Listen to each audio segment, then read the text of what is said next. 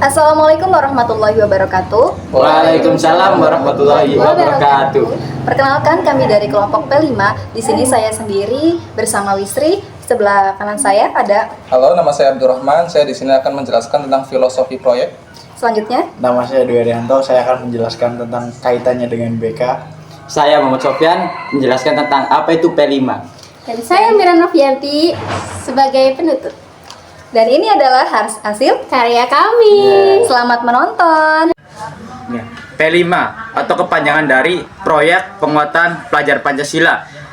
Jadi adalah pendekatan pembelajaran yang ditetapkan dalam kurikulum Merdeka untuk membentuk karakter siswa berdasarkan nilai-nilai Pancasila. Nah, P5 sendiri itu bertujuan untuk mengembangkan siswa yang memiliki sikap, keterampilan, dan pengetahuan berdasarkan nilai-nilai Pancasila yang berfokus pada 5 aspek poin tersebut.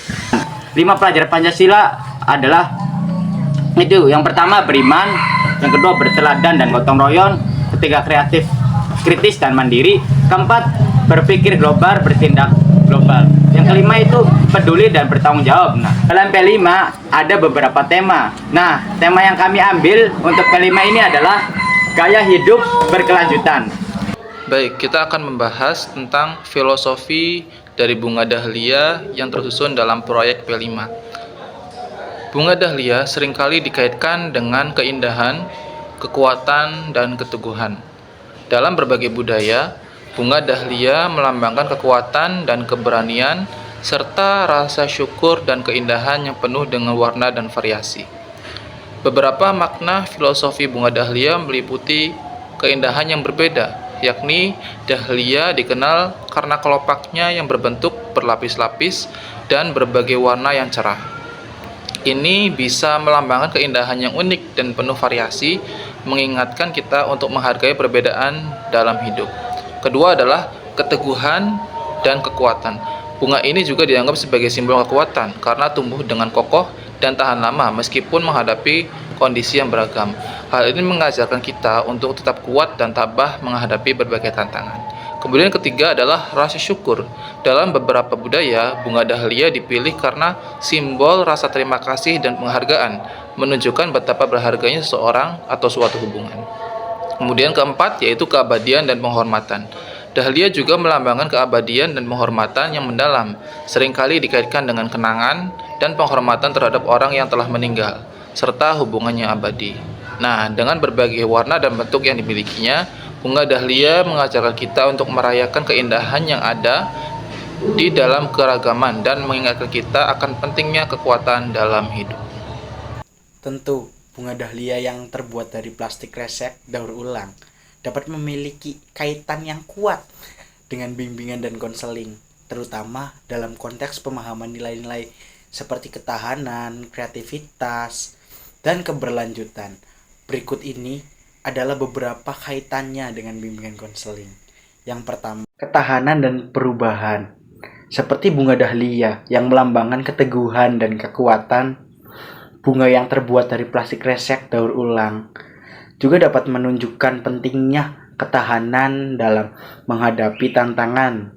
Meskipun bahan yang digunakan mungkin terlihat sederhana atau tidak diinginkan, dengan kreativitas dan keterampilan, ia bisa berubah menjadi sesuatu yang indah dan bermakna. Ya, sekarang yang kedua teman-teman, pentingnya pemulihan dan transformasi. Plastik resek yang biasanya dianggap sebagai sampah dapat diubah menjadi bunga yang indah. Ini menggambarkan konsep pemulihan dan transformasi yang penting dalam bimbingan konseling. Ini mengajarkan bahwa dengan upaya dan tekad, seseorang dapat merubah pengalaman atau perasaan negatif menjadi kekuatan dan keindahan. Ya, sekarang yang ketiga teman-teman. Di sini ada kreativitas dalam penyelesaian masalah. Membuat bunga dari plastik resek adalah contoh penerapan kreativitas dalam memecahkan masalah.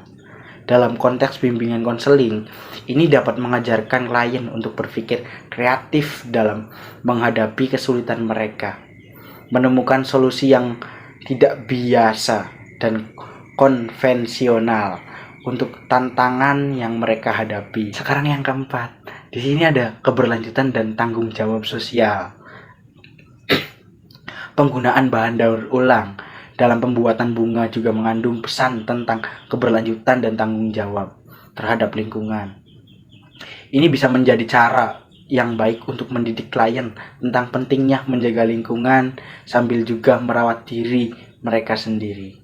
Dalam bimbingan konseling, ini dapat mengarah pada pemahaman tentang keseimbangan dalam hidup, tanggung jawab pribadi, dan pentingnya membuat pilihan yang bijaksana dalam kehidupan mereka. Oke, ini yang terakhir, yang kelima teman-teman. Di yang kelima ini ada makna yang lebih dalam setiap proses. Bunga dari plastik resek bisa dilihat sebagai simbol dari proses penyembuhan diri, dimulai dengan bahan yang tampak biasa atau bahkan terlupakan, namun melalui proses kreatif dan penuh kesadaran yang berkembang menjadi sesuatu yang indah dan penuh makna.